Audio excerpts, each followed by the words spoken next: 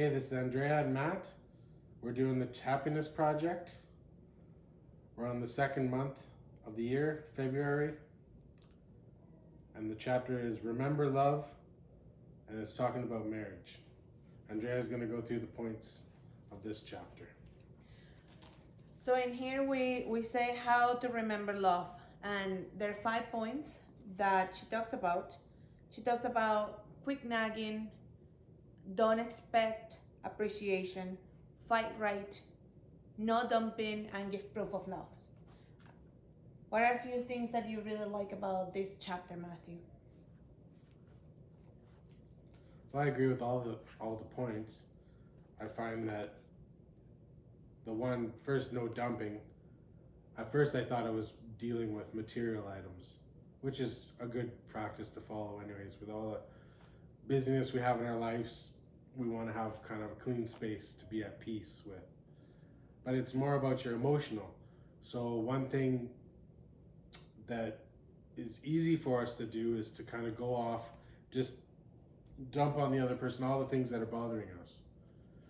So it's not saying to not really don't talk about it at all, but just kind of, there'll be a right time for that. Well, what she tries to say is that when you bring somebody, when your mood is better, you increase the mood of your partner. So when you're dumping emotional ideas that are usually stressful, like I'm not doing so good, or I don't know how to deal with this, then the other person also gets stressed. So they're saying try to minimize that. And one thing that I liked was the fight right. Fighting right is not about not fighting, but try to keep focus the conversations. I think so many times many couples will start fighting about one thing, and then it turns to be a huge other thing. Many times I ask people, what are you fighting about? Most people don't even remember. They talk about so much they don't even know. So I think fighting right's about just get into one topic, exploring that topic, and try to have a good conversation about it. So I like that point. I think we try to practice, we try to keep focus. So I think that's one of the things that is good. The other one is about nagging or quick nagging. One thing that I've practiced before is, and she said it in the book, there are 2 ways of quitting nagging, okay? One is do it yourself. And the other one is about getting to one word. So instead of saying, please do the dishes, you can just say dishes and people will know. I think it's a better way to do it. It's less stressful. It's just one word. It's just a reminder, and it could be nice. So I think that have worked well for us in that sense. And the only thing that we also have to talk about is about don't expect expectation. Don't expect appreciation or praise. So I don't know if you want to talk about that one. Yeah, something simple that, if I do the dishes every day, just looking for that appreciation, I just need to know that Andrea does appreciate it. If every day I, get to a point where it's, oh, I did this and you didn't even thank me for it, well, then you're kind of just adding more stress in. So it's even about recognizing what each other does, kind of in a silent way. Of course, we still need to have appreciation for each other, but if something I do every day, and I don't mind to do it, but it's when it's done, almost appreciate myself. So it's to kind of,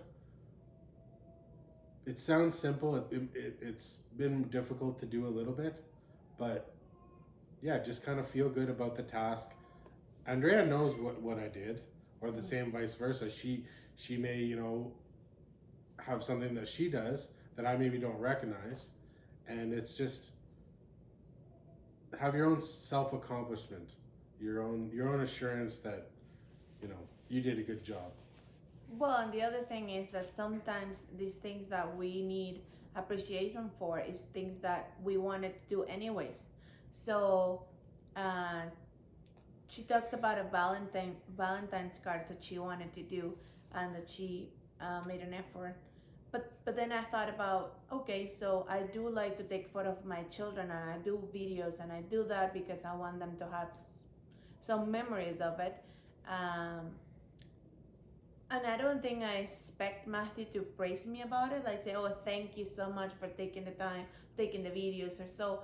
But it got me thinking that maybe I do sometimes. But at the same time, this is something I want to do. So it has nothing to do with Matthew. So I don't know why Matthew should praise me for that. So I think that's how she look at things. And I think if you start thinking about it that way, it makes sense. We many times ask for praise of things that the other party didn't even want us to do. So they would not appreciate it because they didn't want us to do it in the first time. So just do it for yourself.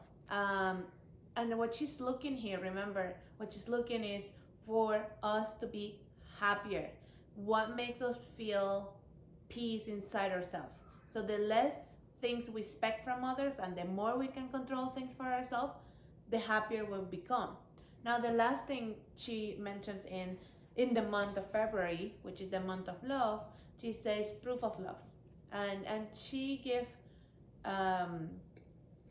good examples of how you can do it. One thing is be nicer to the in-laws. She wanted to do a party for the mother-in-law, and she did a good job. So I think that's one way that you can actually prove love. And one thing that I actually liked is that she said that the things you do every day matters more than the things you do once in a while. Like we don't give each other Valentine's gift, but we do show our love in different ways. Whenever Matthew doesn't need a Valentine to buy me a chocolate, so things like that. They also talk about the child-free date nights, and well, we haven't done those for this month, anyways. But then this month we started to try to do things that we like together, like finding those shows that we could watch or movies that we have watched before but we really enjoyed. So we're trying to bring that at home, and I think it worked for us as a way of showing love. And another thing she said about this that I liked is when you act the way you want to feel. So she says the better she was with her partner, the better she felt, and more love grow out of it. And I think it's true. We're trying to be nicer to each other, and the nicer you try, the harder you try, the other person also tries harder, and you also feel more love. And I think that's one way to do it. I don't know if we have any other ideas on how to show love that you can think of. Not right now, but I think the book kind of offers things that we didn't really think about. So to me, it's been, to remind myself of these points is good. Like we kind of do a weekly review almost of it. And even sometimes when times are hard, I can say the title of the book, let's think of the happiness project.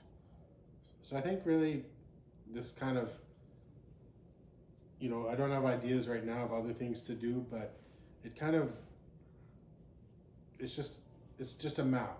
When you're traveling a new area, you may know some of the famous spots, but you have that map, you're able to find the real gems, the real places that, are undiscovered or maybe not so well known. So the same goes for our relationship, is with all the things that have happened this year and last year and the kids and the home and work.